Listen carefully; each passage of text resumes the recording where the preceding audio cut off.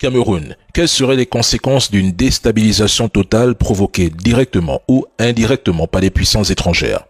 Tout d'abord, le Cameroun, c'est un domino géopolitique, un verrou stratégique au cœur même de l'Afrique centrale, à la jonction du Sahel, du Golfe de Guinée et du bassin du Congo.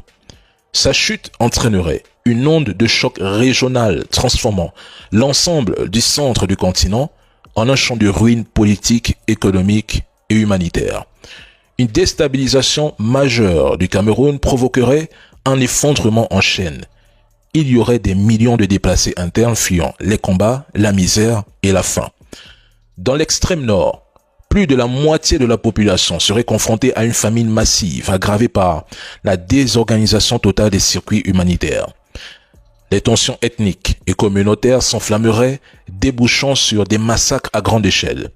Près de 70% des Camerounais basculeraient dans l'insécurité alimentaire, accélérant la dislocation du tissu social et la fragilisation des États voisins.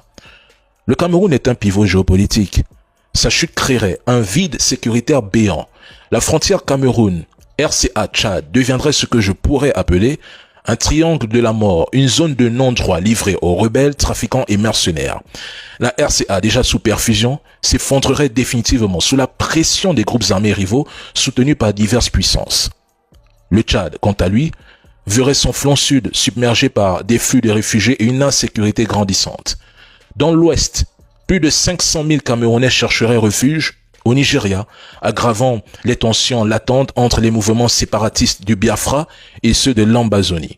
Cette instabilité s'étendrait jusqu'au golfe de Guinée, relançant la piraterie maritime et faisant bondir même les prix du pétrole avec des répercussions économiques globales. L'extrême nord deviendrait un foyer du chaos, un sanctuaire pour Boko Haram et l'ISWAP, menaçant non seulement le Cameroun, mais aussi le Nigeria, le Tchad, la RCA et j'en passe.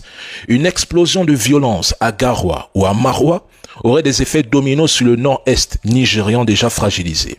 Les pays enclavés comme le Tchad, mais surtout la RCA, dépendant à près de 80% du port de Douala, seraient asphyxiés.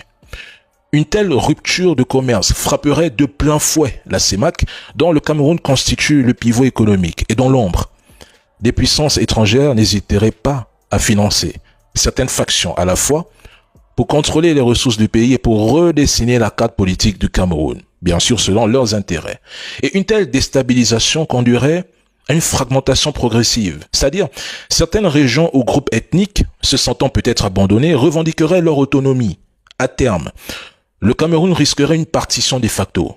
L'extrême nord, l'ouest et les zones anglophones pourraient